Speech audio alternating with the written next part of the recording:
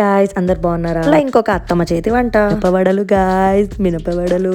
ఈ మినపవడలు ఉన్నాయి చూసారా, అప్పప్ప ఏం టేస్ట్ ఉంటాయి తెలుసా. తను వచ్చిన ప్రతిసారి మినపవడలు అయితే కామన్ రెసిపీ అనమాట. ఎప్పుడు వచ్చినా చేయించుకుంటాం, ఎప్పుడు రికార్డ్ చేద్దాం అనుకుంటే హడావిడి తను ఇట్లా చిట్కలే చేసి పడేస్తుంది అనమాట.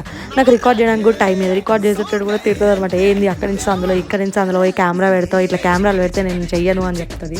సో అందుకని రికార్డ్ చేయలేకపోయిన ప్రతిసారి. ఈసారి మంచిగా రికార్డ్ చేసిన అనమాట. రెసిపీ ది బెస్ట్ వస్తుంది. అసలు ఏం చేయదు, అందరు చేసినట్టే చేస్తుంది, కానీ డిఫరెంట్గా టేస్ట్ మాత్రం యమ్మీ ఉంటుంది. సర్లే ఇంపార్టెంట్ మ్యాటర్ మాట్లాడుకున్నాయి. ఇక్కడ కనిపిస్తున్నాయి కదా బోండాలు, అవి నేనే వేసాను అనమాట.